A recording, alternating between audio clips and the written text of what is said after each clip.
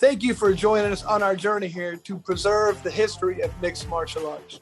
When I wanted to take on this project, I needed help. I brought in one of my favorite matchmakers, Miguel Iturrate, and the MMA detective, Mike Davis. So to do this, we've been able to preserve history. Welcome and enjoy. Hey, Miguel Iturrate here for the Lights Out podcast, going one-on-one with... We reserve the one-on-one spots for real old-school guys, and I think I got a guy here that fits the bill. We are talking live here with Richard Red Herd. Mr. Herd, how are you, sir? Doing good, sir. Doing good. Very, very pleased to meet you. Richard Herd is a throwback to the days of NHB, Vale, Tudo, no holds barred, no rules, whatever you want to call it, but he's firmly in that category. One of the guys that fought most of his career in 1996, 1997 in that era. He didn't fight in the United States, that is on the official record, but we're going to get to find out a little bit about him. Richard, you were introduced in your first fight as a Sambo guy. Why don't you give us a little bit about your background before you hit the fight scene? Okay, and maybe I can explain some of that. Perfect. The nonsense that was going on, as far as guys with these, bullshit records or showing up out of nowhere with these weird backgrounds. Yep. I started wrestling in high school, and funny story, I came home with a diet written by my wrestling coach, who was like a lot of wrestling coaches, rather uneducated and didn't know anything about nutrition. And I had this little slip of paper, and my grandmother, if you think Zsa Zsa Gabor, upper class, French woman, pre-war, they probably saw this thing and was like, "What is that?" And I was like, "That's my diet." She's like, "Oh, you're supposed to eat this for a snack?" And it was something ludicrous, tablespoon of peanut butter, tablespoon of cottage cheese. Uh-huh. She grabbed it. She's like, "Yeah, you're done wrestling. Come on, we're gonna do judo. It's the same as wrestling. No stupid diets." At the time, France had been doing very well, in judo and the Olympics and stuff like that. So I started traveling to various judo schools around here. One of them that no longer exists, but is now taken over, kind of morphed into another gym. I probably took, before I went to the Army, I probably went to Judo Jeans up there in LA 10, 15 times. Wow. Just a very, as a kid, being the only kid in the room. Okay.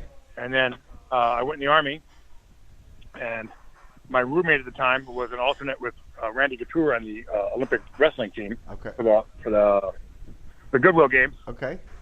So wrestled a little bit with him, got some more judo there, came back, and then primarily did judo as a recreational sport and started boxing just for exercise here in Ontario. And I had kind of seen some fights, the old, like, really weird, black and white, Gracie 50s and 60s, Sure. fights. Yep. And went to a couple of very small events. Nobody was really skilled. Nobody was what they're doing, but they were paying, and ended up, getting a reputation and for winning fights. And then, So this is like in the LA Underground type of events? oh yeah, Okay. yeah, like I make fun of, and people should make fun of, every one of these weird guys, these kung fu guys that came in with these outlandish records. Uh-huh. The first time I saw them, and then everybody made fun of, like, Tank Abbott. He had pit fights. We've never heard of it. Well, that's because you're not from here. Yeah. Okay, that was a legit thing. Yeah. So I remind people all the time. Yeah, Art Davey told me a story about going to see like Tank fight, like it was like in a forest or something. But like they put the cars in a circle with all the lights shining in the middle, and like the fights would go down in there. Is that you saw that? You lived some of that? Oh yeah, then it wasn't a forest. There's at Palmdale, out here out in the desert, anywhere you can get out into the desert. Okay. The backyard fights. Everybody thought what is his name, Kimbo, whatever, was the first one to. Well, remember, there was another guy there in the backyard he was fighting. Yeah.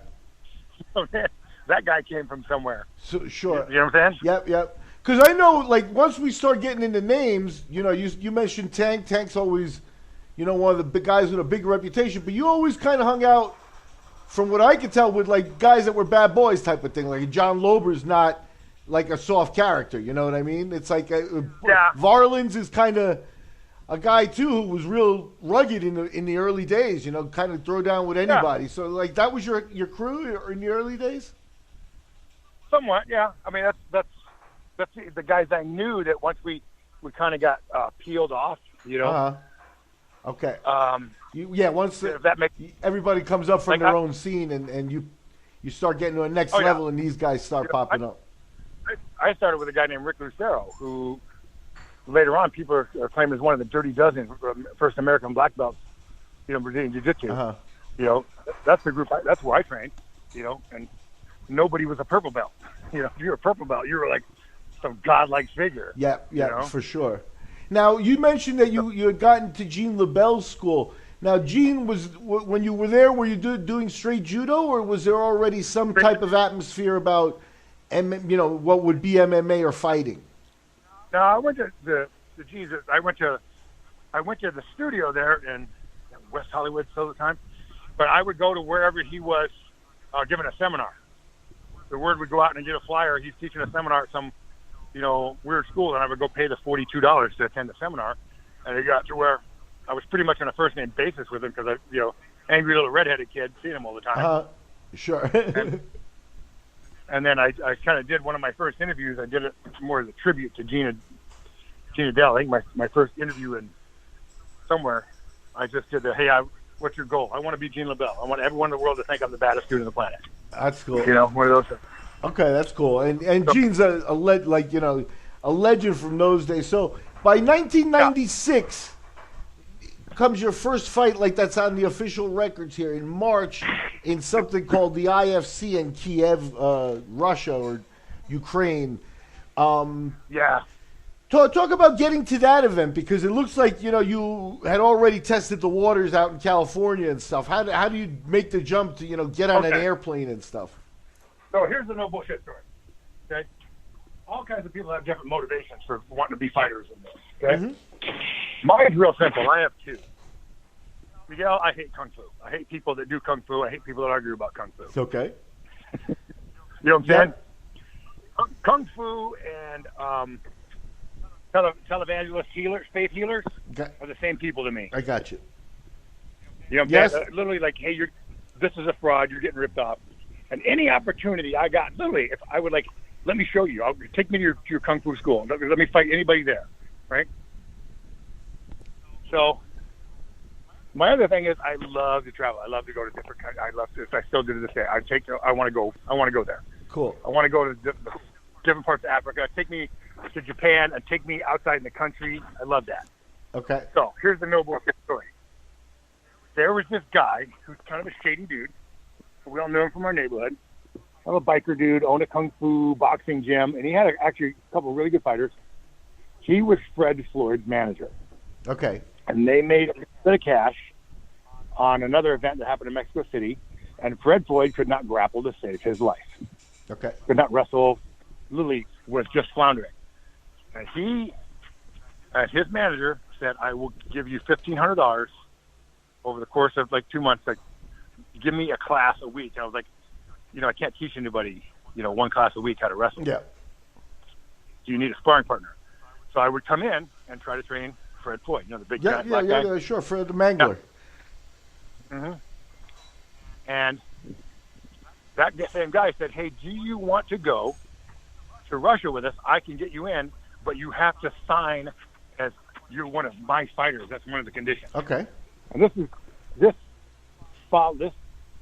theme follows all the way through. And one of the reasons I got out at the time, the conditions were I had to be his fighter. I had to sign this contract with him because only contracted fighters. So I called up the promoter and I said, is this true? He said, I have no idea what you're talking about. Yeah. So yeah, I went. So I said, send me the plane ticket. So one of the things I learned in sports is if someone's serious, they'll pay for everything. Yeah. Right? I tell these amateur fighters all the time, if someone says, hey, come to our event, and they're like, get here, and it's somewhere in Florida, or if they don't pay for the plane tickets, they're not serious. Sure. They don't give you a hotel, they're not serious. Right? Yep. My wife, IBJJF, trainer in their first event in Miami. They had a big tournament, and they paid her a plane ticket and bought her a nice hotel room, and they were per diem. They're serious. They need her on the map, Yep. right? So that pissed off that corner, that group of guys. But so we get to we actually flew to Ukraine, which was an amazing. Everything about going there was just, I could go down 5-6 different rabbit holes. Mm-hmm. One, we flew to New York, and that guy, that manager, Fred Floyd's manager, got the dates wrong, so we ended up staying in New York for 24 hours because he couldn't read something like this. The plane lands on the 16th and takes off on the 17th. He thought that was overnight. I'm like, no, dude, we're stuck here. Yeah. The Ukrainian airline we got into, the little air vents above your head? Let me tell you what kind of event we're going to. The little air vent, you can point it, like I'll point at myself or point at you to annoy you. That hole, that space, that little 3x2 space was filled with a New York Times newspaper. It's like it had been jammed up there with someone's thumb. Oh, man. And you just still there with by it. Okay? The old planes from the 70s, they had the really narrow armrest with the ashtray at the end of it with a little silver cap on top of it. So these still had the ashtray, didn't have the little silver cap on it. Nice. Yeah, and it's a one flight in. Like, planes come in on, like, Monday, and they leave on Wednesday at this airport. Gotcha. So, so you're on an adventure, like, full out already. And I'm just – and so that's what I would say the difference between my era and everybody else is we were much more adventurous. It was like doing contract work. Like, hey, we got this thing. We're going to go to Africa, and we're going to protect this village and this oil company. Okay, I'm in. Let me get my rifle. Yep. Right? And it's totally different. I'm not putting guys down in this era, but, totally different guys like, well, what's our weight and what's his record? Give me some fight tapes on him, and I don't know if I feel good. Let me get a camp together. Guys would call me on the phone like, hey, man, you want to fight a month from now? I'm like, okay. You didn't ask who you're going to fight. Unless you wanted to make more money. Yeah. Yeah, but a lot of the guys from that era point to that same thing. There was like it's like an X factor that really just doesn't exist anymore. Like right now, the conditions are very much like like hospital-like to fight. I agree with what you're saying completely. Very sterile is the word you're looking at. That's exactly. Thank you. Thanks for the help. But so here we are in the Ukraine now. So now here you are, kind of under Fred the Mangler's wing, to get there, your first fight. Is this where you met Lober and Varelans and that crew? I met Lober on the plane. Okay. Because Fred, who I've known for a long time, we come from the same group of skateboarders and punk rock guys out here. Fred I've known a long time. Cool. I mean, it would not be uncommon for Fred to drive by my street here in the little suburbs. Okay. Right? I was trying to disassociate myself really, really very hard away from Fred's manager. Like when if we were in a group of people talking and he came up to talk, I would walk away. Okay. I didn't want anything to do with it. You know what I'm saying? Yep.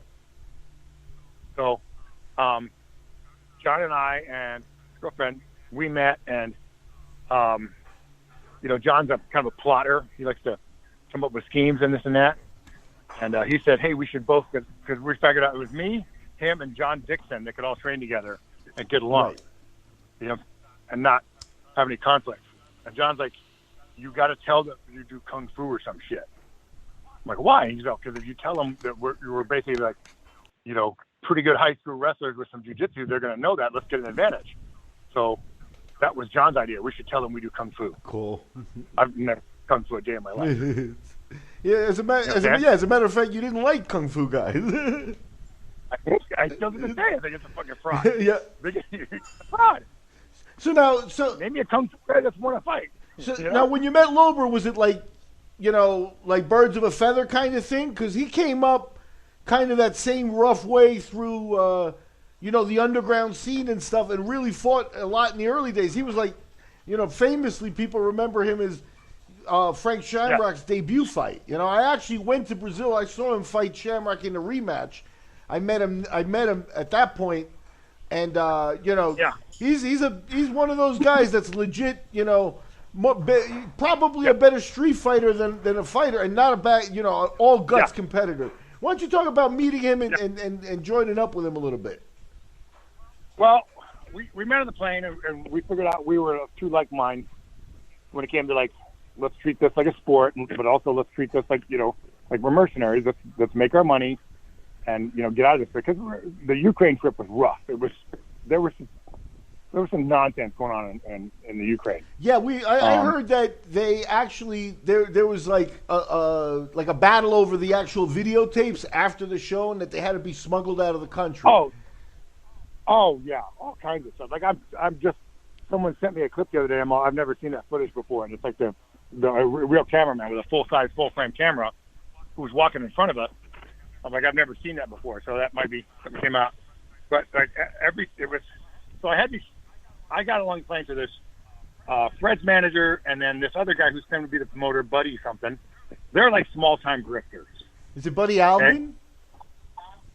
That guy. Okay. Yep. Yeah, like just straight up grifters. Okay. Right. Yep.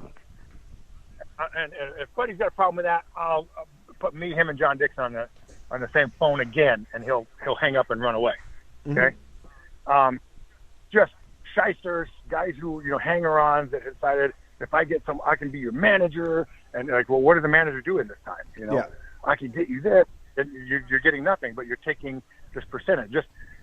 They met up, and they got run over by some legitimate Ukrainian, Russian mobsters who were just not taking any of their shit, and were literally like treating them a booger on their shoe. Mm-hmm. And it was right away, like, we go somewhere with a big van, and Buddy or they'll be, okay, we're going to do this, this, and this. And, like, the van door would open, and one of these guys in this, suit would be like, the one guy that spoke English, what are you doing here? But he's like, oh, I'm in charge of this. You're in charge of nothing. Stay in van. Everybody else out. Gotcha. Yeah. Hey, that worked for you, buddy. And just to give you an idea, they paid a lot of us. I saw 3 of us got paid in cash right after the fight. Yep. Cash. Here's cash. Dollars, too. It wasn't rubles. American dollars. Yeah. So, we're backstage, and we go out to the, and they had this big, extra passenger vans. So we get in the vans, and,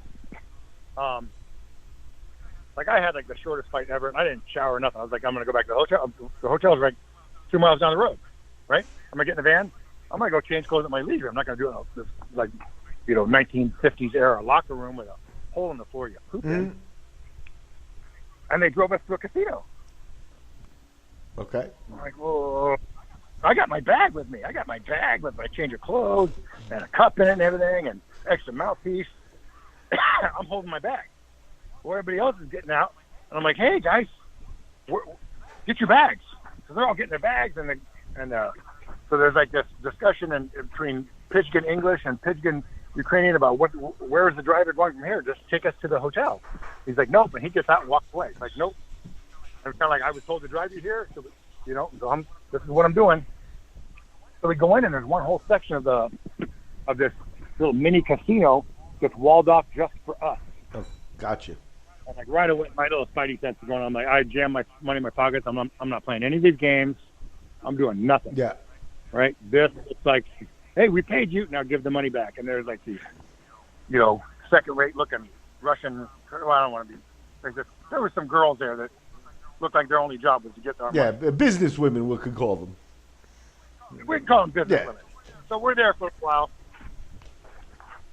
and this guy keeps poking me in the finger. Go play blackjack. Go play. And I'm like, dude, just stop touching me. But leave me alone. So I finally go to break $100 bill. I couldn't buy a soda. I couldn't buy a drink, anything with whatever rubles I got in my pocket that are crumbled up. So I break $100 bill.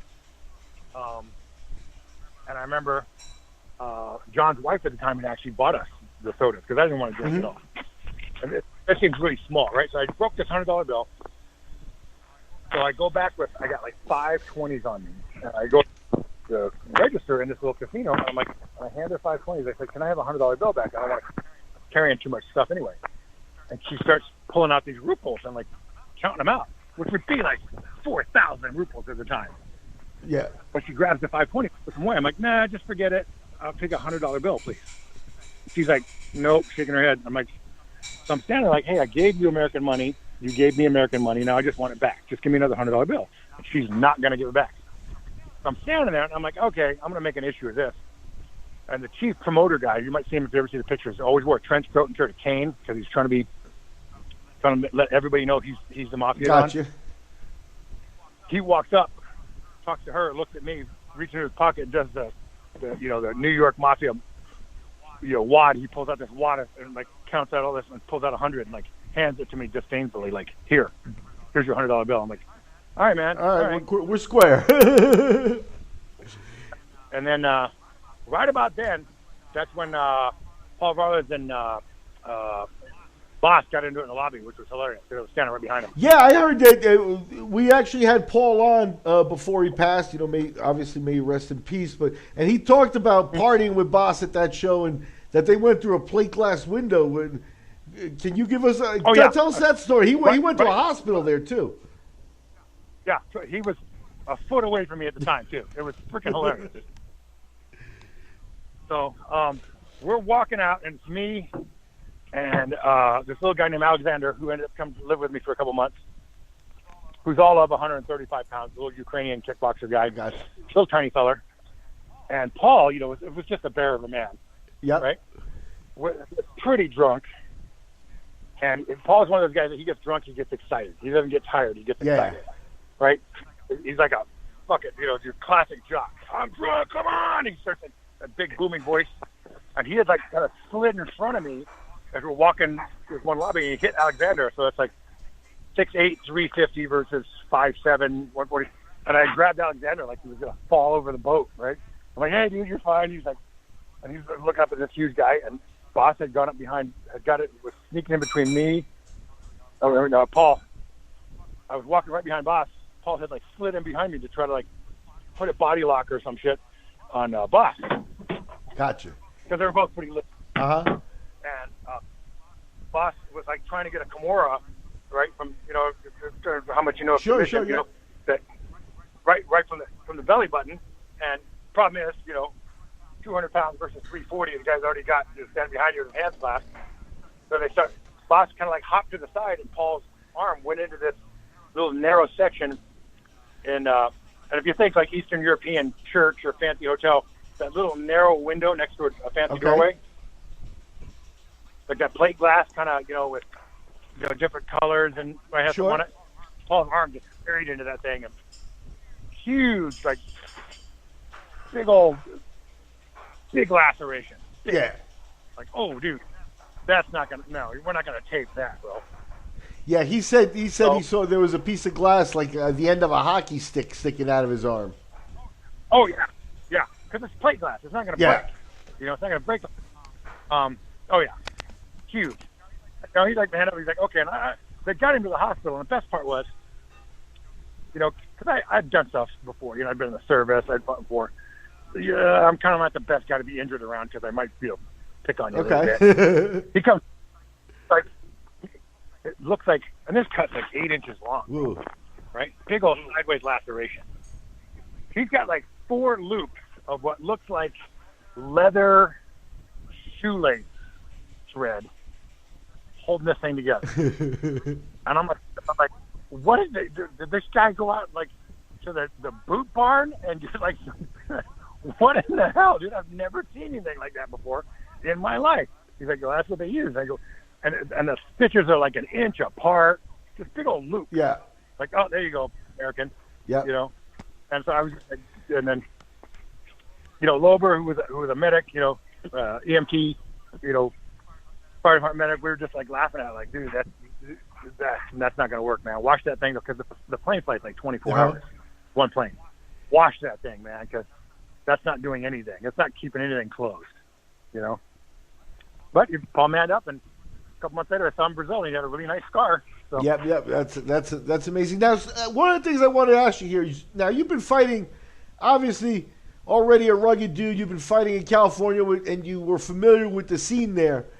But you did mention when you got here, there were some real serious dudes. And now, for the time, you had guys like Igor Vovchanchyn on this card, who later went on to become a legend. Igor Garris was not a bad dude in terms of memories looking at these cards from there. Yeah. So how was your experience with that? Like recognizing, holy shit, there's a different level to this game.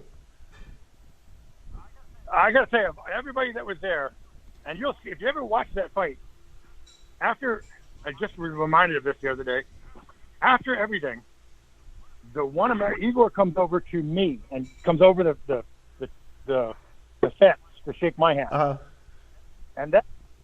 And he and I talked about that.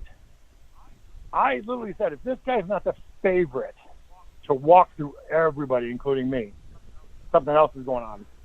Because I think that entire tournament devolved into, and if you hear about how some of the guys we fought were just kicked up out of a gym, the day before because things were falling apart on that end. Sure. That at the time watching Igor spar, because he sparred next to us, and being kind of on friendly terms, and like I had a slight advantage that I used. I'd been in the military, and I know that everybody in the former Soviet bloc nations has been in the service. That's just I knew like weird stuff like that. The other guys didn't know. And just, use that somewhere in a conversation. Just watching him train and watching him hit mitts and watching him move around, I thought, this whole thing is going to be a showcase for him because he's going to walk through. Like, I was surprised he had so much trouble with guys. And it was like when the wrestlers first came in, they didn't realize how easy they could take everybody down, so they would screw around too much, right? I really thought, dude, once this guy realizes how good he is, he's just going to pound everybody out. And I remember seeing some of the fights and with more mature perspective, I see that there's a bunch of Americans. He doesn't know really how good they are, and he's a little leery. Yeah. Honestly, he could have just walked forward and started bombing. He was so ahead of everybody else at that time.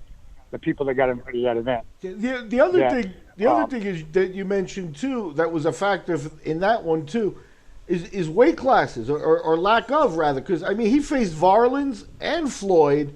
That's two 350 pounders. So that's an achievement onto itself, even if they're very low skilled. And Varelans wasn't completely unskilled, and Floyd, you already told us about what you thought of his level, but still 380 is 380, man. And you faced Floyd, so we'll talk about that. But so maybe that was why Igor was testing the waters out. Yeah, well, like I said, it was the unknown to him. He didn't realize how good he was compared to everybody else. He really didn't. Yep. So now this is the IFC show that was in Kiev, and it's kind of like a historical show. Did you meet a guy named Frederico Lapenda there, which is the eventual promoter? Did I meet a guy? Oh, yeah. I became very good friends with Frederico. So talk about meeting him and talk about how he kept he took you from there into his shows. So talk about how that happened, how he gained your trust, etc. Well, I kind of remembered him being like one of the guys there, and I thought he was like one of the hanger-ons. I didn't know why he was there. I didn't know who he was. And he reminds me of my family. My family, grew up in Spain. They all speak Spanish, and they all dress that way. Okay. Well, guys when they go somewhere, and they got that same accent and everything. I thought, okay, this guy's somewhere involved with these guys. I don't know why he ended up there. And maybe like a week after we got back from Ukraine, he called me on the phone. Cause I guess on the phone, he says, "Hey man, you want to fight in Brazil?" And my first answer was like, "Yeah." He's like, "Well, do you know where? I'm like, "Okay, well, what are we doing? When do I go?" And he's like, "Calm down. We're not leaving this week." I was like, because at the time, just before that, let me back up here. I had a career. I was working for different various NGOs, non-governmental agencies. And I would be part of a group of people that would deliver things to impoverished countries, third world countries, and a very military mindset. And sometimes it was like, hey, we got the two guys dropped out of this deployment. We're going to go to Central African Republic. Can you be there? Yeah. What am I doing? Where am I going? I had that kind of mindset. Okay, sure. So I remember that him telling me, "Calm down, Junior." Right? Gotcha. And then he in one phone call, he's like, "Here's the things you need to do." And I was like, "Well, I have a passport. I know how to do this. I know how to do that." He's like, "Well, then," and here's my joke at the time. I tell everybody this. everybody thinks of like Brazil as like this, especially American guys, this haven of beautiful women and, much more sexually liberal than we are. Do you know where the Brazilian consulate is in California? No. It's on the 4th floor of the Hustler building. Oh, gosh. To this day. It's nice. That's good. Yeah. Oh, yeah, you get in the elevator, you're going the same elevator, you're getting on the elevator with all the models. Awesome. Yeah. So you had to go get your visa there, and... Yeah, so I get my visa, and I'm like, I'm going to Brazil. Let's go. I have no idea if it's going to be a big tournament, little tournament. I don't care. But Frederico initially impressed me because I was used to these kind of like fly-by-nights, any guy that could rub 2 nickels together was trying to throw a fight tournament, and they're talking about he did all the follow-ups with me. He had somebody follow up, hey, did you get your visa? Okay, what's the number on it? Got it. What's your flight number? Well, give us the flight number. They were doing all this stuff, an organized professional with you. So they could go look at the plane and rather than asking some dumb shit fighter, what time's your plane land? Oh, it says 2. Right? Well, what the fuck is that? They were, give me your flight number. We'll have a car there waiting for you. So, and it was much more organized. And I got to say, having been in and around some UFC events at the same time, Frederico was a whole step above as far as organizing, taking care of the event, and things going off smoothly, and answering all those questions that would normally drive you nuts, like, hey, is there a gym? Can we leave? When how are we getting from here to there? All of that was taken care of. So, I could say of like, let me just finish this. Of all the people in the fight world, I hold Frederico Lapenda in the highest regard. Okay, and that's a lot to say because, he was operating really in the early days. Nick Nutter, I don't know if you know the name, Nick fought Igor Vovchanchyn in Israel for Lapenda at a Lapenda show. And that show got canceled. He went to the bar, drank, and then he woke up in the morning and Mark Coleman called him and said, hey, the fights are back on. You got to be on a plane in 20 minutes, So sometimes they went crazy, but that's okay. You need a boss man like that, and he's got that rep. He still works for the Brazilian government, I think. Yeah. He's still doing stuff. He's in the movie business. Gotcha. Now, so let me ask you. You said you've been around a few of the early UFCs. Tell me, what was your experience with going to a UFC? Who did you go? Did you go to see Tank or Paul or? Oh no. I was at when guys when they were recruiting guys for the first UFCs, there's a guy named Zane Frazier. Okay, yeah, the kickboxer. Great, really nice guy, kickboxer. They wanted to have Zane spar with a guy named Joe Moreira. Okay, the black belt from who's the first guy to run tournaments here. He's one of the first conquistadors of Brazilians who came here to set up Brazilian Jiu-Jitsu. And and I mentioned this because there's a video of it. So they told Zane, hey, we just want you to roll around with him. We got this little lobby in this hotel. And they told Joe, beat him up when you get him on the ground. We want to see what you can do. So they stand up, they kind of shake hands, and it turns in a really bad jiu-jitsu match because Joe is really, really, really good at Brazilian jiu-jitsu, and Zane has no idea what he's doing.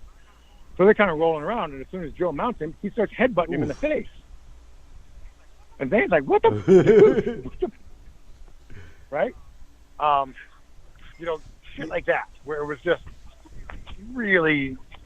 Yeah, everybody, it still was, everybody was even the Brazilians came with a lot of attitude too, trying to prove things. I think I get what you're saying there. Moreira is a guy that did fight in the UFC, but just in my opinion, we got him when he was older. He was older at that point. So, and let's be clear, Paul beat him. And Paul beat him up pretty good too. That was Paul took more damage from the camera headbutting it than he did after that. But now, before you got to Brazil, and we're hopping around a little, but you did another tournament under. I don't know if it was for Lapenda, but it was a tournament that lists as having been in Tokyo. Did you do your 3-man? Oh yeah, Yeah. Okay, Tokyo. now who was the promoter of that? Because that's actually the WVC one in Tokyo, and that's the 8-man tournament you won. Yeah, so that's Frederico in partnership with, I forget that company, but they became one. Okay. So those guys, yes. So, I ended up going to Japan first, and I thought it was going to be like a Judo event. I thought it was going to be like small, like we were going to, and like as soon as we landed, I was like, oh, okay, this is where they had the nice limos, and we stayed at a beautiful freaking hotel, and there was, press conferences, and, they sit up on the dais and interviewed, and people following us around from different magazines that wanted to do interviews with us, and that was kind of surprising on how big it was, because I thought, there's not really that many big names here. To me, then, Marco was there, and Steve Jenham, who had just won a UFC, and that's some other things. And I was like, okay, this is ramping up. Yep. And so by this time, and I got to go back to the Ukraine story, I found out that Fred Floyd's manager was trying to like hamstring me and was telling the promoters, don't let me fight, don't put me on the main card, whatever he was saying. And so John and I ended up being alternates on that show. And I think we had the best shot to beat Igor, no doubt. Looking back on it, either one of us.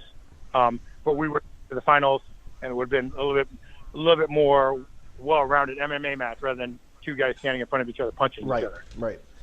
I mean, at the time too, you I can see why Igor shook your hand, because you're a big dude, 240. I think you can kind of tell that you probably carried yourself a certain way, kind of no nonsense kind of thing too. So I think the A types identify each other. You know what I mean?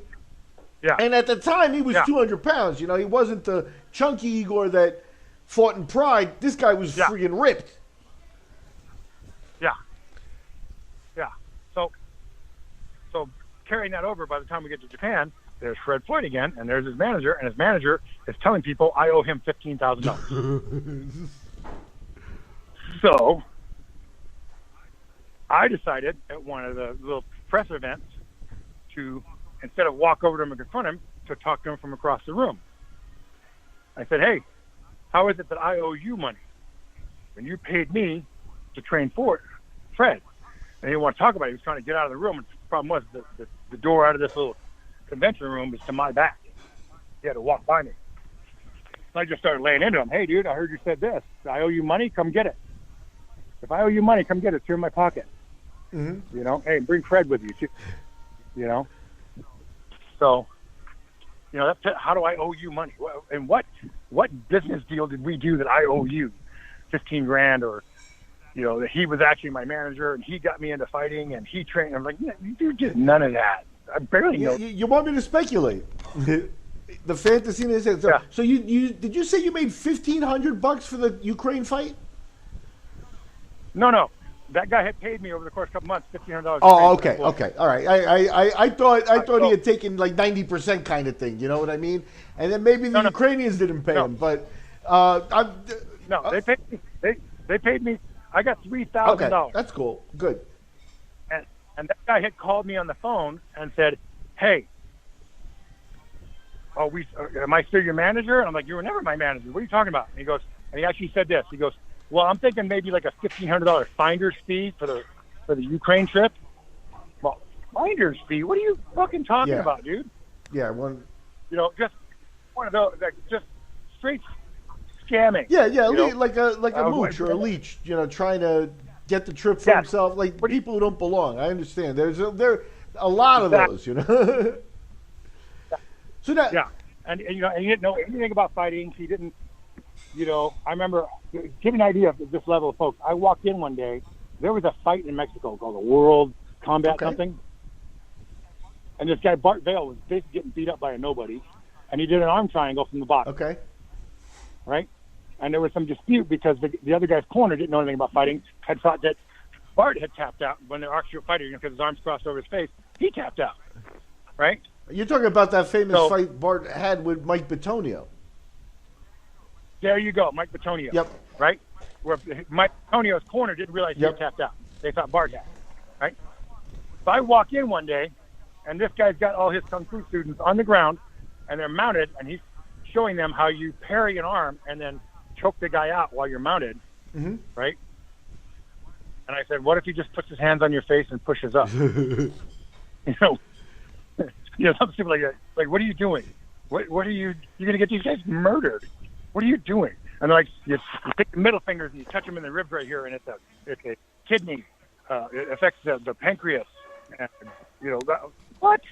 Yeah, you touch them right here in the ribs and shuts the pancreas off for a moment. What the? Just dumb shit like that. Typical Kung Fu guy. Yeah. So, like I said, Bart Vale was one of those guys that kind of lived off of I believe it was a fake fight or a work fight with Ken Shamrock, knocked him out, and that became like an MMA reputation. He didn't last too long in the MMA world, but he went to Oklahoma and got knocked out by. He did okay. He got knocked out by the big giant Japanese kid, the judo player, Maury Smith, the guy with the sights. Yeah. He was another one of those legends in the early days. But let's get back to you in Tokyo. So Tokyo, I had a blast in. It was very expensive. So I didn't do anything. Got to be friends with Mike Pacholik, who was in the tournament. Loved Mike to death. Great attitude. And we played a couple practical jokes on people and, kind of lighthearted stuff. I forget the kid's name. Remember the two guys with the long hair that fought? And what we used to just knock on his door when we walked by his hotel room? We'd knock on his door and walk away, and he'd open the door and see us walking away. We just did that every day. Well, he called Frederico and said that we were intimidating him, and he left. He dropped out of the tournament. Oh, God. Oh, yeah. We knocked on his door. Just like, knock, and then walk away. He's like, hey, what's up? And we'd look back at him and just keep walking. Being goofy, right? That's so. But the good thing about Tokyo, too, is you got to a little revenge on Fred and his manager kind of thing. Let's get more to that angle. So you had it out with him at the press conferences where you kind of embarrassed him a little bit. Do you think that you kind of won the fight at that point? It's like a mind game, don't you think? I didn't. I'll say this today. I didn't think that Fred Floyd, out of 100 fights, has one chance to beat me at the time. Okay. And mainly because I sparred with him so much, and I was not worried about that fight any more than starting my car up in the morning. And I don't mean to sound like a dick. I don't think that Fred ever belonged in that bracket. Okay, that's fair. Not at that time. He had a lot of stuff to do. He was picked because he was giant and he would do the weird stuff in the corner and he could kick really high and but he was the giant that they were inviting. And this is nothing new. I don't like to badmouth people. I have told Fred this one-on-one. Mm-hmm. You know what I'm saying? The one guy I wanted to beat up, Scott Fry. Don Fry? No, Scott Oh, Ross. okay. Because Scott walked around the tournament and the event and was a little bit of a bully. Had that, a little bit too much of the tough guy, thing where, as fighters, we kind of avoid each other until you have to walk by each other in the hallway and stuff, right? And then you got one of two choices. Either go over the top Conor McGregor or just look at the guy, nod, and keep walking. You know what I'm saying? Yep, exactly. And he was saying things, and he had told the reporter, when I walk in the room, all the other fighters, they know to be quiet. Shit like that. I'm like, who the fuck are you? So oddly, you get him in the first round, right? Oh, yeah, I'm so happy, too. Because then it would be I had a cut before, I got injured. It was just, we're both cold. And that's, if you ever see the fight, I point at him and I go, I said, hey, put up or shut up or some shit like that. Let's see if you fucking got it or not, Very good. Because I literally I wanted to punch him. I didn't want to wrestle, didn't want to do it. I just wanted to punch him in the face, just to see who he was. And it turns out afterward that was just his psych-up. He's not a bad guy. And that's the case with a lot of them, but it is out of place, and you reap what you sow, too. Yeah. And, the other guy in that tournament, David Hood, like shocked me, like how good a puncher he was, how accurate. Yeah, because that's David Hood. He was like a Massachusetts guy, the Boston Strangler, I think was his nickname, and he actually lost in the UFC to a guy I wanted to ask you about, another California guy that kind of. I'm getting some parallel feelings here. That Scott Bessac has a lot in common with you, so maybe I'll let. Who's that? Scott Bessac. Do you know Scott? Okay. No, I don't. He was one of the original Lions Den guys, and he beat David Hood in the UFC. And he also kind of, got to a certain level and backed off and never, he actually.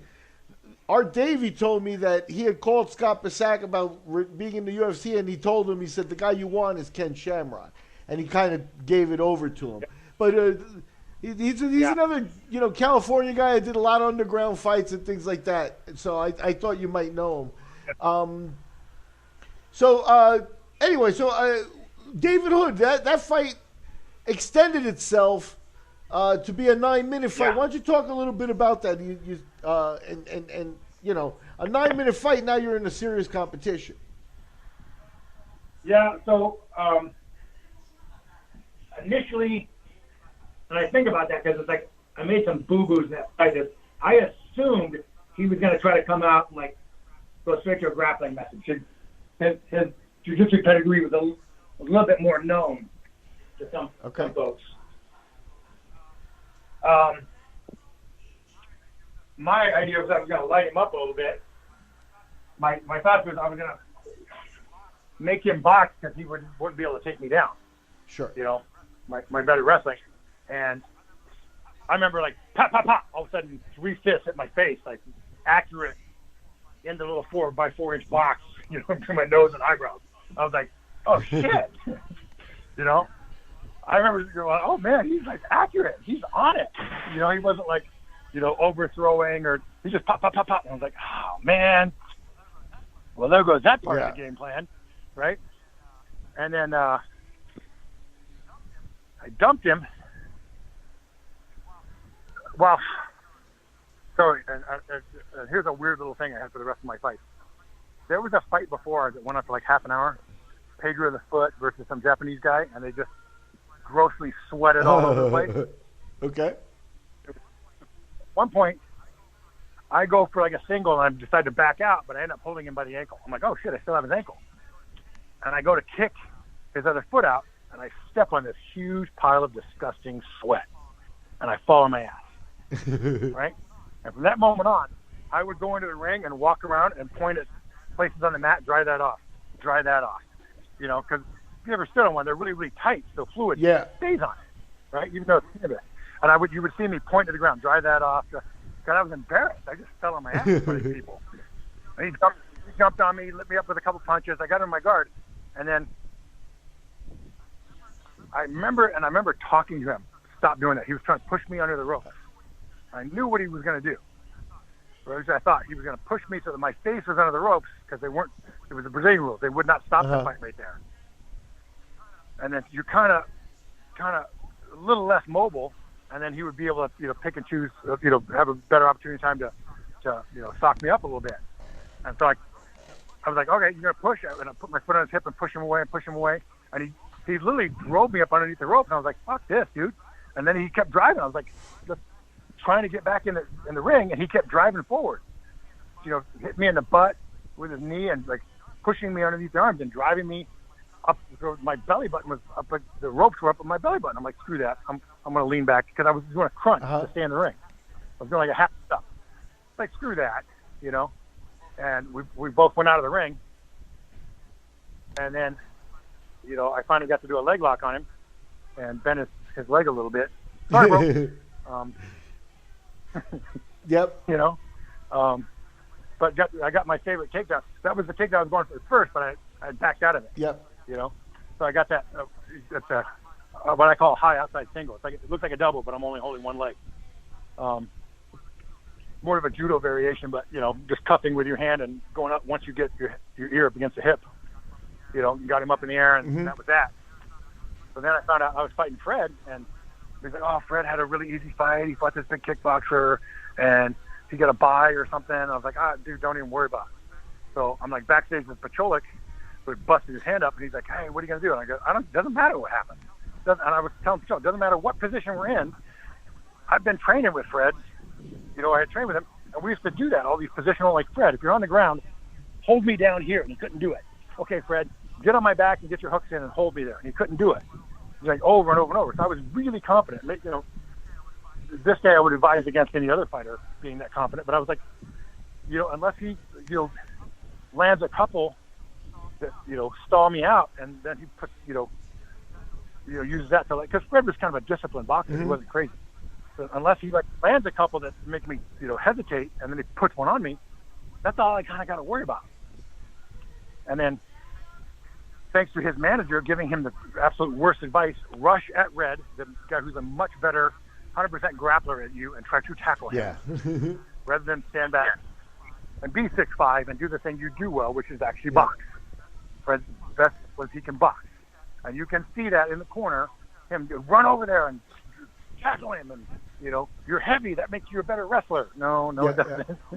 Yeah. Now, one of the things that gets lost here from the early days, but I think it does become a big part of your story, is that you said, Lapenda's doing big shows. So now this tournament was, not a, $800 payday or $1,000 payday. How much did you get, and how did that feel? And did you get paid on time, et cetera, et cetera? Describe all that. So at the end of the fight, they come into the ring with this huge check, this $200,000 check, right? I mean, $20,000 check, right? And they hand it to me. And that becomes like an iconic moment, like you guys, the old fight fans, of me standing there with this check, right?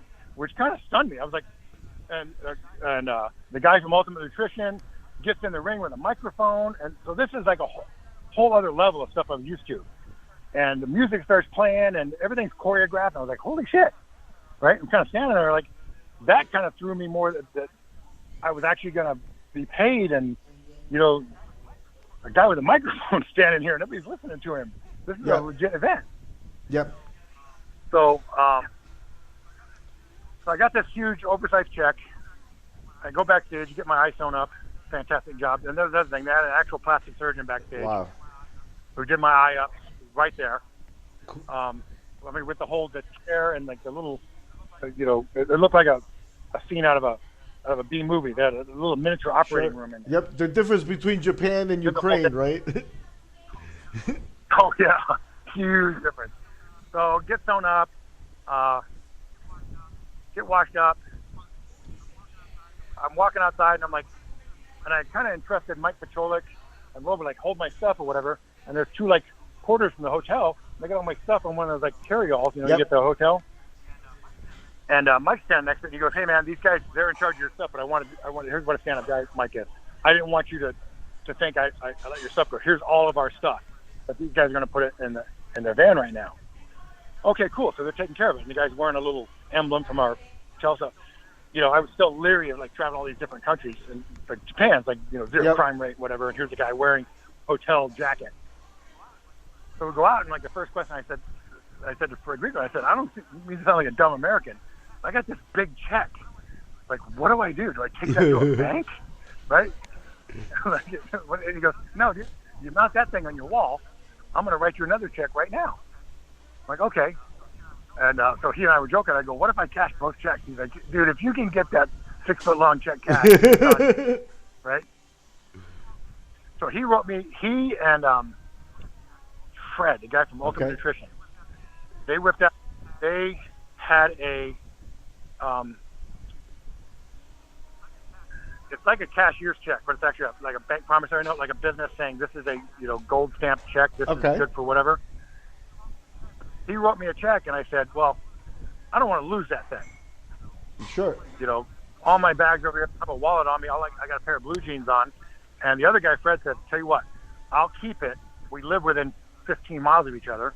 We have some mutual friends, right? Because I knew this guy. I actually, through the powerlifting world, I knew who this guy was. Yes, I'll keep it, And if you don't trust that, Frederico, I'm like, no, cool. I'll just meet you. He lived over in Baldwin Hills or something. He's a co-owner of Ultimate Nutrition, which is a great big nutrition company at the time. So when we got back off the airport, he was like, let me drive you to the bank right now. I'm like, dude, we all just got off the plane, how many hours from Hawaii, whatever. Let me hit you up tomorrow. And the guy called me up like early in the morning. Hey, man, you want to go to the bank today? I got this thing to do. Okay, hit me up. He just stayed on it. And I literally went to a bank, and they did a little photo shoot at the bank. Again, with me standing there. He's like, hey, bring the big check. Bring the big check. We want to do a photo with that. And by that time, we realized it had blood on the check. Have you ever seen that picture of me holding the check? Yep. My hands are all bloody. So there's blood on the check. Everywhere I touched it, just move it around or stand there with it. There's blood. That's hilarious. So, yeah, so they do this photo shoot, and everything's great. And he's like, says, hey, have you ever heard of creatine? Sure, the supplement, the GNC stuff. Okay, so Ultimate Nutrition got famous because they were the first one to really push and market and make a lot of creatine. So all of a sudden, boxes start showing up in my house with low-cal protein and creatine and these huge drums of stuff. So I started doing a lot of creatine and started training. And my training partner, Rick Lucero, who's a former Mr. California bodybuilder, I get him hooked up. And so Ultimate Nutrition is basically, just I could have lived off it. They were sending me a drum a week of protein. Sure. And that's when I realized, okay, this sport could be real. Because at the time I was still like, yep, this is me a fly-by-night shit. And then I became a fan of, $20,000 in the check will make you a fan of somebody. So Frederico Lapenda would call me on the phone, and I would, yes, where am I going? Yep. What are we doing? Yeah, and I think that's part of the story here is that's actually maybe one of the nicest or better stories from those early days. You get flown overseas, you get taken care of, you get paid $20,000, which for the time, is a good amount. And now you got to be thinking, hey, you might be able to make a living, but then from there things start to change a little bit. So Frederico calls you, and now the next time you go to fight for them, it's the same event, WVC. And now you are in Brazil. Yeah. You fight Michael Teelroy. Why don't you take me through this? Getting the check, being home, and then getting the call and going to the next event. Well, so I started training a lot more seriously. Sure. I quit my job. I was working for a family business. Basically quit. Call me if you need me, but this is what I'm doing. And by that time, I was training almost exclusively in California with Rick, and Oleg Taktarov and I started training together, and we would meet with his little group, and it was kind of like the Outlaws from Go-Kart's place. So we started training, and then it was me, Mike Bacholek, my friend Alan Wrench, who's quasi-famous out here for a bunch of other weird stuff. We started training here and at our gym in City of Pomona. So I was training twice a day with, different groups of folks. And this always bothered me, man. Is we went backstage, and Oleg and I were warming up. Me and Oleg and I'll remember it later. And we're standing on the carpet, and Oleg wanted to do knee bars because he was going to fight Marco Ruas on that event. And Oleg and I are pummeling. I was always a little bit better pummeler, than Oleg. And sometimes I would, do a duck hunt or whatever, get his back, and he was snapping in one of those knee bars that were really, really dynamic, right? Never seen him do it. He throws everything into it. And my foot kept getting caught on the carpet. I was wearing tennis shoes. Okay. Right? And I was like, take it easy on that, man, because he always attacked the left leg. He would come in from his right and always attack that lead leg, right? And I felt a little twinge, and I was talking to Rick Lucero, like, dude, my knee feels weird. Not Rick Lucero, Battarelli, Ricardo. My knee feels like hot. And I hyperextended it just a little bit. So I go out and fight, and I land on my kneecap, taking him down. What I thought I would be able to do it, I was trying for a nice, easy takedown and go down while still on my toes. And my leg bent because my hamstring was torn a little bit, and I landed right on my kneecap. I just felt like it popped right out of the socket. Like, what the heck? And it was just a little torn hamstring. That's all it was. It was just a hamstring. Yep. So I get backstage. Now, had there been any other tournament, they'd be like, whatever. Well, Frederico's got a doctor back there, and he's like, oh, you did this, you did that, could be this, could be that. And I'm like, I want to fight the winner of this tournament. Yep. I want to either be in. I don't want to go out there with a taped up leg because I pulled a hamstring. So they pulled me from the tournament. I was like, all right, cool, whatever. The only way that I had the confidence in that is that I knew that this wasn't going to be a fly-by-night tournament. That there were going to be 4 events. Had we been in Russia or one of Buddy Albin's events in Mississippi, no, I'd have gone out. Yeah. But let me ask you now, because you're still, you sound like you got your head on your shoulders, but you're still kind of young at that point. There had to be some disappointment where it's like, fuck, yeah, I get to fight the winner, but I'm not getting the tournament winner check this time. Did that fuck with you? Was that a problem, and that was the first sign about the sport being fly-by-night? Well, my whole thought was that this thing is going to end at any moment. At any moment, this is just going to go away, right? Because people forget there had been some other type of events where they did martial arts against martial arts that made it on TV once. Gene Lebell did one? There's been stuff like that. Well, yeah, that was a long time ago. I'm talking about in the 90s. There's a video of a judo guy versus a kickboxer, and the guy gets him on the ground and grabs his big toe and twists it. That's actually a year before the UFC was held. Just weird stuff. And I was thinking, this is going to go away, right? So to make that decision of like, hey man, I want to fight whoever this winner is for that guaranteed 20, because I knew it was guaranteed. Frederico was not going to gap off, paying whoever the winner was. He just wasn't going to do it.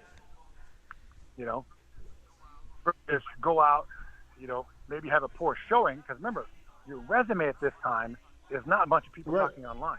Your resume is just what people see. Now, let me ask you: did you get a chance in that show? Like, okay, you went, you've been banged up.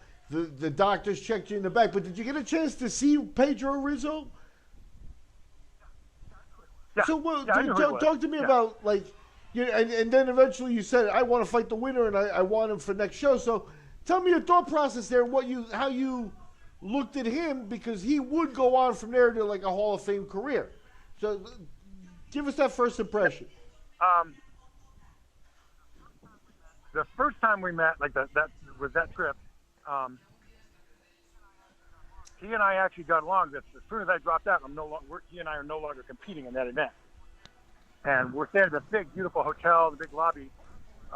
So afterwards, he spoke English. So we started like talking, and I was, all this night, the Sao Paulo nightlife is insane. Sure. Right. And I was not that guy at the time, and Pedro is kind of like he's from the country, versus and so I was like, hey, what is there like a restaurant that's not 5-star, but we could go eat there, but it's not also a dance club somewhere around there? And he would ask around for me because he's not from there either, but he would ask around. So we got along. Sure. Initially. And so I was kind of looking forward to fighting him when Frederico made the obvious choice. Hey, you won the one before that. He won this one. Do you want to sign to fight him? And I was like, yes. But I thought the event was going to be canceled because we had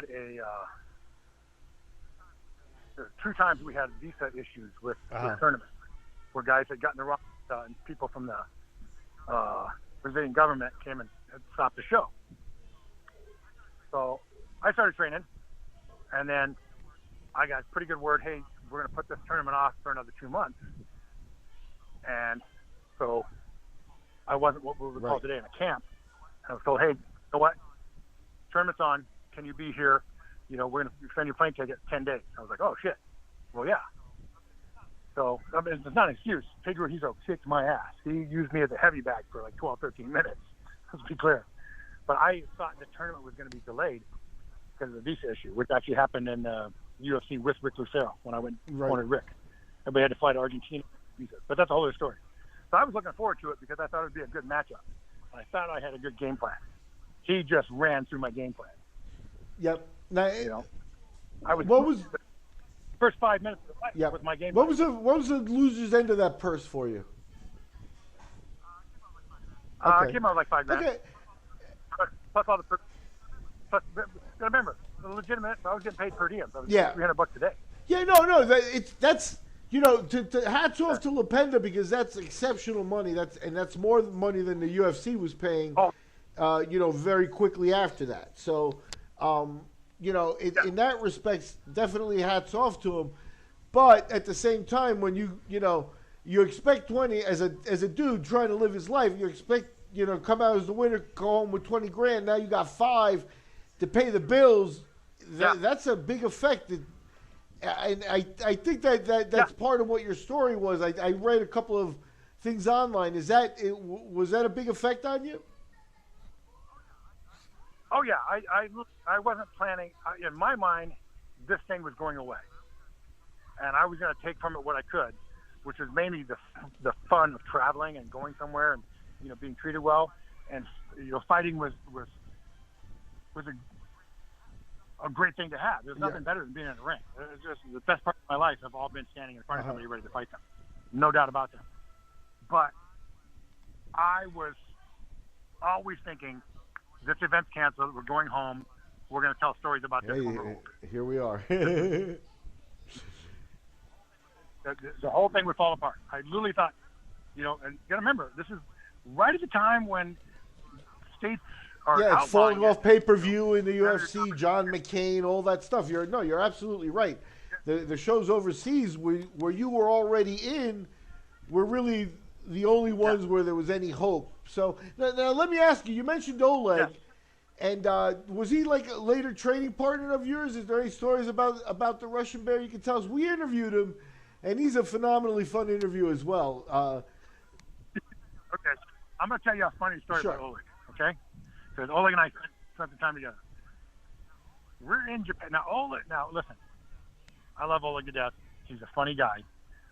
So if anyone hears this, I want them to understand. First of all, Oleg is not a racist, okay? But sometimes he would tell jokes and he didn't get the implication in English. All right? So we're in Japan and we get on this bus. And some of the Brazilians, the Lucha Libre guys, are loud and they're drunk, because they're celebrating. Their guys had victories that night. And we're like, there's like 2 buses. So it's me, Mike Pacholik, and Oleg, and we're like, did we get on the wrong damn bus? Hey, let's go. We're like, we've been sitting here for like 15, 20 minutes because the Brazilians are coming on the bus and they're going off the bus. They're coming on the bus, and the bus driver is getting perturbed. Right? And it's just loud, and our guys are after, you're one of the seconds. You're in the camp, and you're like, my guy's the greatest in the world, and that makes me the greatest in the world. And it was just, it was funny how like out of control they were. And Oleg, who's sitting a little bit in front of me, a couple seats, turns in the aisle. He says, see if I can get it right. He says, the Brazilians are not like us. It's like Jungle Book. And they're the monkeys. Like, oh my God. Like, oh my God. Do you realize what you just said? And Pacholik's like, dude, we're in the back of the bus, and I will climb out of one of these windows and leave you guys here. That is great. That's great. The funny thing is that Lucha Libre team, that was Ruas and those guys, if I'm not mistaken, for the Tokyo. Yes. And Oleg and Ruas would go on to be friends. Rivals and then friends. Well, Pedro and I... Pedro Rizzo and I talk and send pictures to each other pretty much every week. That's really good. Yeah, we interviewed Pedro, and he was surprised I remembered you, but I was like, man, no. Richard Hurd was like, he was one of the early guys that wasn't a brawler, that was a skill guy. You know what I mean? So definitely for sure, and he gave you a lot of respect in that fight. Now let me ask you, since with those circles that you rolled in, did Marco Ruas actually beat up Frederico Lapenda at one of these shows? There's a rumor that he managed him, and then later, ended the management by beating up Lapenda. That's the rumor. No. So what I remember is a guy named. Where are you from? Yeah, I'm a New Yorker originally. Yeah. Okay. There's a newscaster out here called Gary Cruz, who was like the sportscaster, and he would do baseball and football. And he's from right here, my neighborhood. I would see him on Gary Cruz, KCAL Channel 9 News. he came down and he started doing the announcements for the fights, and then he's the play-by-play, and he had said it was the first one he did was Mark Kerr, the pounding machine thing, and he was hanging around a lot with me and Rick Lucero because he didn't. Everybody else was Brazilian, and he's like, I keep getting confused about these terms. But so when we went down to roll, me, Mark Kerr, and Rick Lucero, and the coach, whatever, the U.S. Olympic alternate coach, whatever, we were going over terminology with him. He says, yeah, I was up in the hotel room with Ruas and Frederico, and I was having the same conversation, and Ruas just grabbed Frederico and threw him on the ground and started telling him in Portuguese, tell him what this means. And Frederico's like, get off of me! Because, I guess maybe that story morphed, but I have never heard anything about him beat. I went out with me, Marco, Frederico. We all met here in L.A. after my fight with Pedro, and we all went to dinner a couple times and hung out in L.A. I never saw any bad blood other than that's cool. They were funny together. My Portuguese is horrific, but because I speak a little Spanish, I understand some of it, and they were just funny together. That's cool. But I've never heard of any bad blood. That's cool. I guess it either came later or it's a false rumor. But hey, now you mentioned Rick Lucero. Why don't you give him some props, because there's an old school name that doesn't get a lot of love these days, but probably deserves more love than he gets. Okay, so here's Rick Lucero and I have known each other since high school. We all trained at this guy who should be famous. This guy should be famous, and if you pay attention, you'll see him in certain videos. We trained at this guy named Brad Barrett's gym, bodybuilding gym. Brad Barrett owned Gold's Gym, Body Factory, and Rick's a little guy. He competed as a powerlifter, and he made it to Mr. California. Really good-looking, crazy physique. He's the first guy I know that got into jiu-jitsu. Okay. Period. And so when I first got out of the Army, I would go train, would go there to get exercise, workout, and I was already a judo black belt, so I spoke the same language and roll with them. And so when I got into the sport, my first hit was let me go hit up Rick. And Rick and I at one point we dated the same girl 2 years apart. We're in that group of people, right? So, the guy from Ultimate Nutrition, Fred, always hung around at the same gym that we did. Because he was a former powerlifter. Brad Barrett's Gold's Gym here in Upland. And Brad Barrett basically said, you guys can train here whenever you want, train for free. I got this extra room if you don't want to put a mat room up in there. So, it kind of started there, and then Rick moved his gym south into Pomona, and kind of got the same deal. But Brad Barrett was always my sponsor. I could go to him, hey, I want to bring in 10 guys who want to train for this weekend. Okay, have this one. If you ever heard of King of the Cage, sure, yeah, the California event, Terry Tubblecock and those guys. So when that started, they were the couple guys were asking me if I wanted to be a part of it, because I was making waves with my friend Alan Wrench, and I had thrown a couple of jiu-jitsu and a couple of grappling tournaments. And I was like, and it was going to be in Mexico. Well, they got their own thing started, and I introduced them to Brad Barrett, because Brad Barrett had become Marco Ruas' personal trainer. If you ever look at that cartoon drawing of the huge buffed up bald guy, the icon of the King of the Cage, that's a drawing. I got you. Brad Barrett. I got you. That's the famous. Cool. That's his pose. He was their first referee. The guy with the monstrous arms. Sure. Always wore black. That's Brad Barrett. Cool. And Brad Barrett helped with Boss Rutten, was with Marco, was with me, was with Rick, and he never got any credit for it. Sure. One of those early sponsor type guys that just kind of liked the business and took care of it. Yeah. Now, I heard at the end of the day that you have become a jiu-jitsu guy too, and taken on the belt system, gotten a black belt. Are you under Wander Braga? Talk a little bit about Wander and the school that's going on there, and also your kids train there and stuff. So why don't you catch us up on that whole thing and and Wander's jiu-jitsu. Okay, so Bohlander and I, here's the relationship. Bohlander is the black belt of the guy that trained me, who was my old roommate, guy named Trevor Nerney. I still train in. I joined the sheriff's department 23 years ago. Okay. That's been my life. I've gone through a whole progression with the sheriff's department. I would go here, go there, go to train. My son gets about 7, 8 years old. He wants to come train with me. I'd rather get him into a full-time gym. So I call my friend up. Hey, can we come over? We start training there. I say, listen, my belt status is all messed up because whoever promoted me didn't really have the right to promote me. It's kind of back in the white guys anti-Brazilian jiu-jitsu nonsense. Let me come and train. So Wander and I have never actually personally met. So I've trained with Tata, his black belt, and George Pereira. Who's his master? Right? It's actually George Pereira is actually Wander's master, I think. He gave him. Yep. Yeah. So I've trained with those guys, but never Wander. So I go through the whole system. I'm like, okay, let me humble up and just go through this whole freaking system. That's again. very cool. That's very.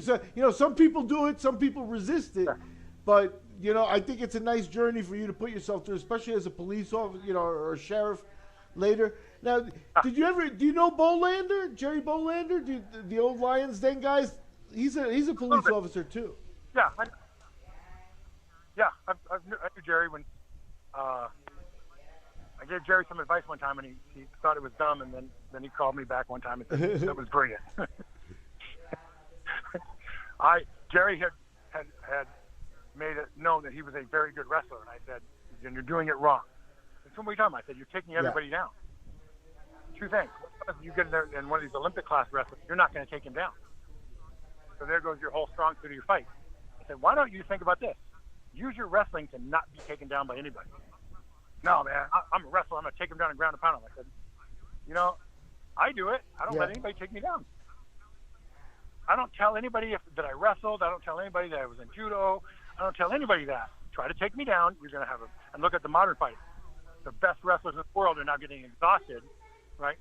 Trying to do basic, wrestling because somebody who never wrestled competitively is stuffing their takedowns. That was my thought. So Jerry went and fought. I forgot who. One of the Olympians. Kevin Jackson. Smashed him.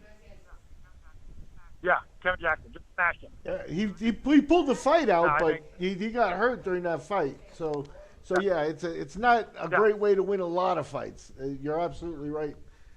Yeah.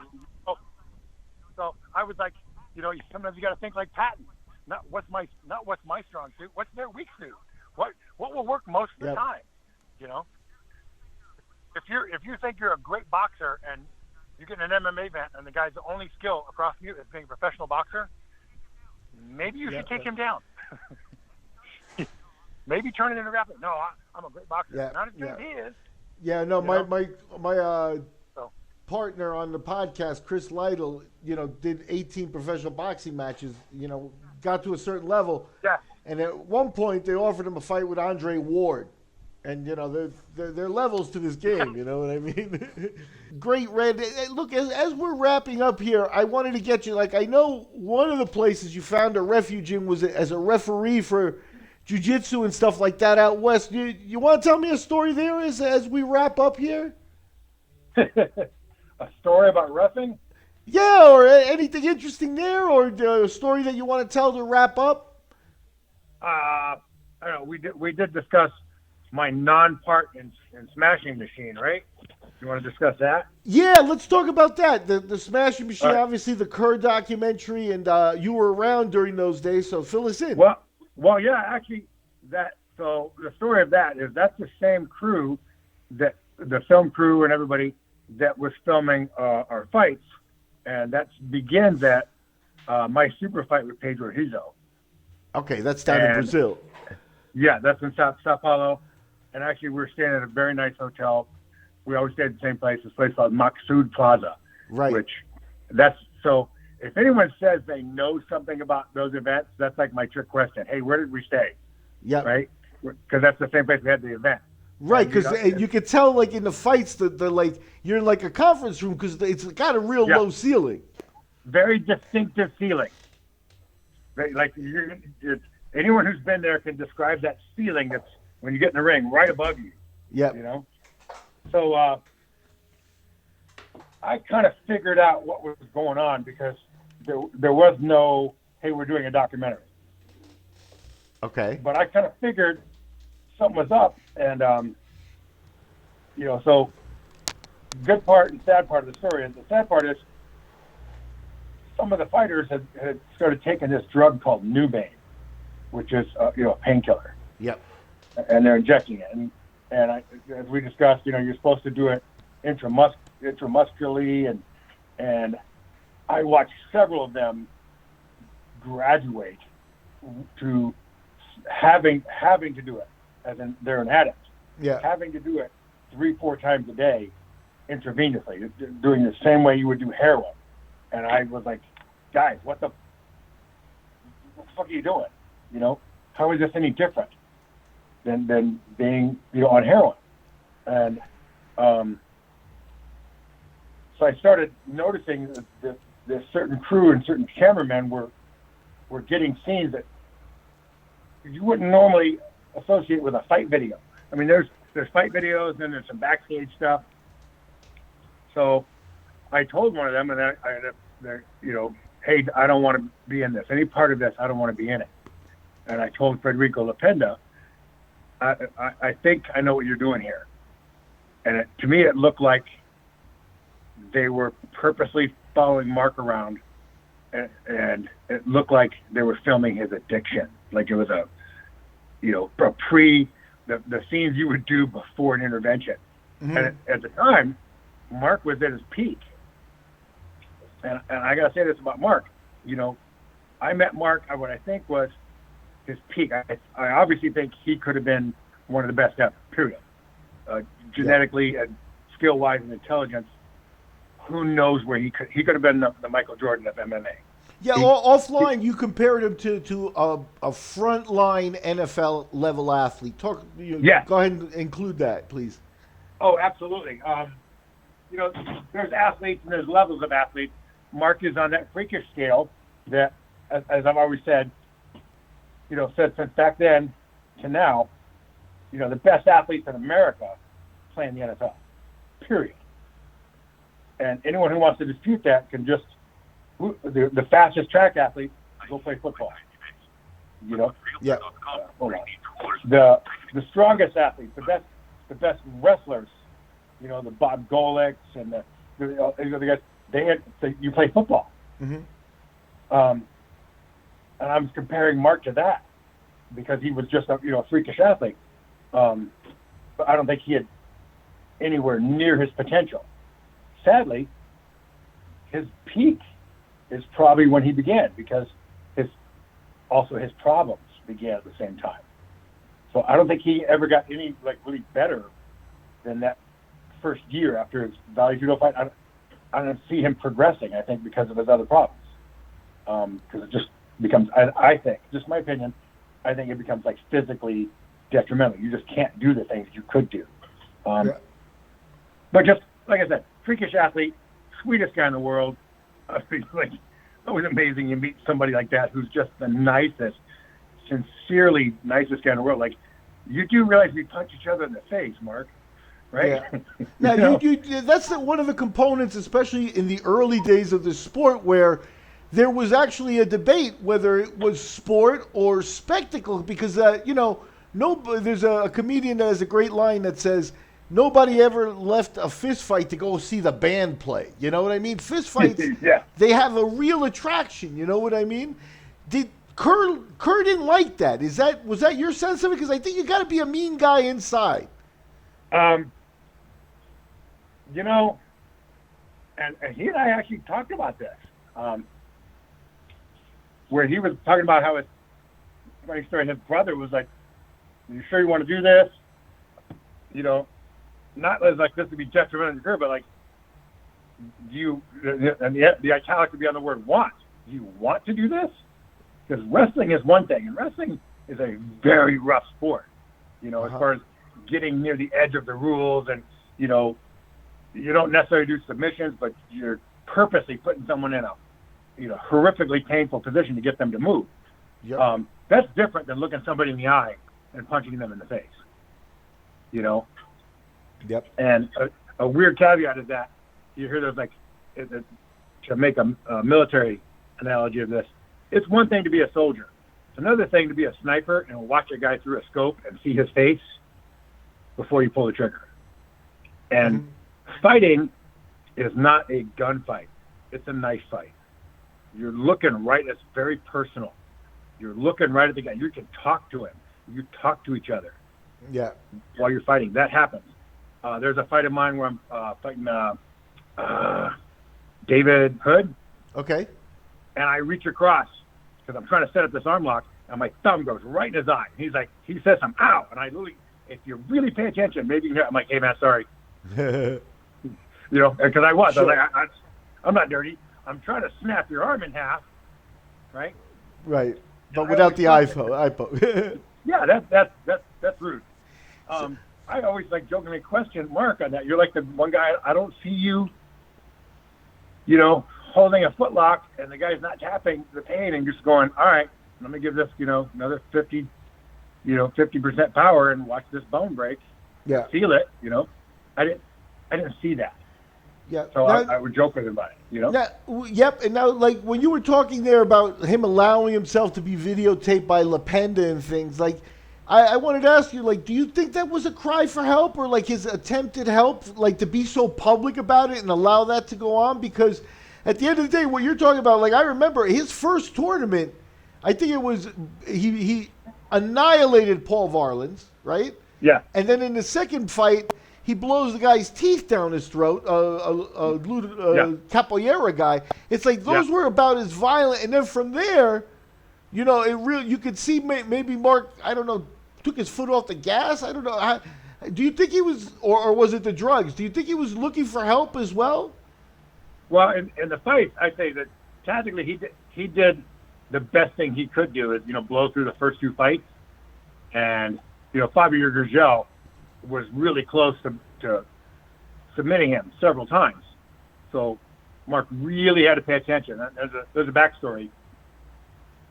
We had done a lot. Myself and Rick Lucero had trained with him that week before, and he and his coach at the time had said a couple of things about he's gone against the best submission guys in the world, and we were like, who, what's their names?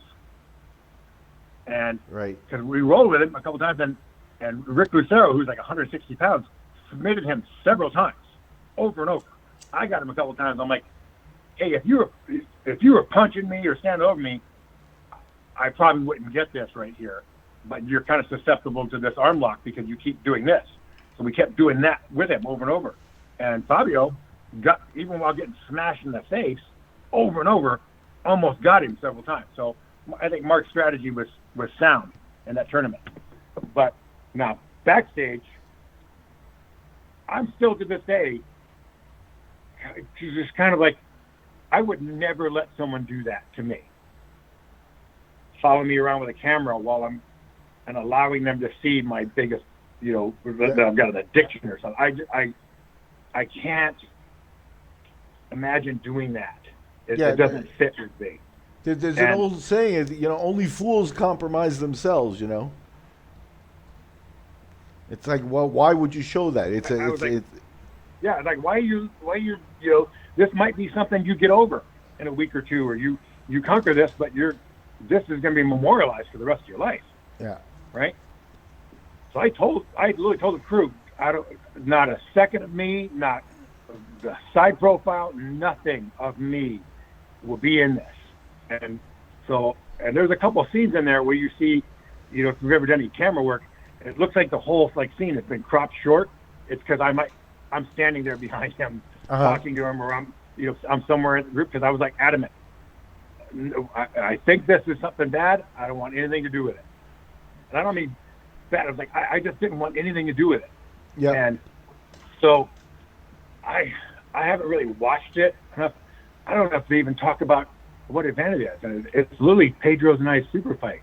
It should be, you know, mentioned, and I think they might even edited that out because I was just adamant.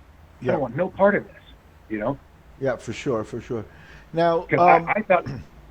No, go ahead. To finish, I thought it was going to be like in all honesty, that someone's going to play it and they were going to publish it, and people were just going to lambaste it, like, why would you do this to somebody? And it didn't. It became a semi-successful documentary. Yeah. I was like, why would you film a suicide? Yeah. Now let me ask you.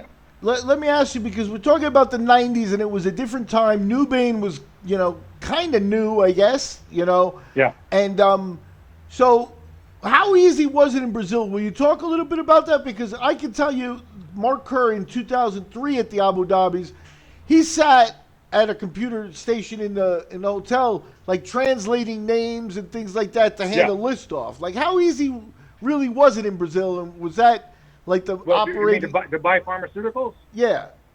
Well, apparently they have completely different laws. In the United States, we have this Schedule 1, Schedule 2, Schedule 3, that the federal government says these are only for this and these are only, and you need a prescription.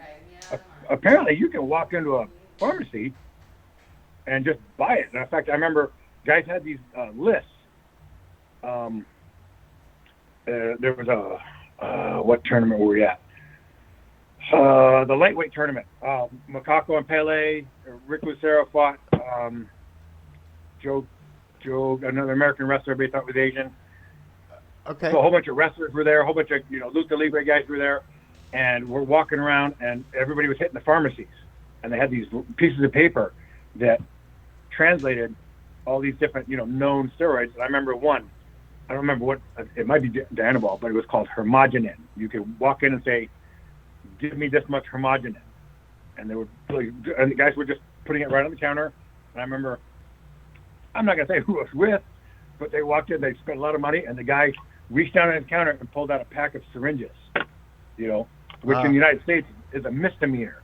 It's a crime just to possess syringes. Just put them on the counter if you want those too. I was like, holy crap, guys. How are you guys going to get this back in the United States? Yeah. What the hell? Yeah. But yeah, there was a list.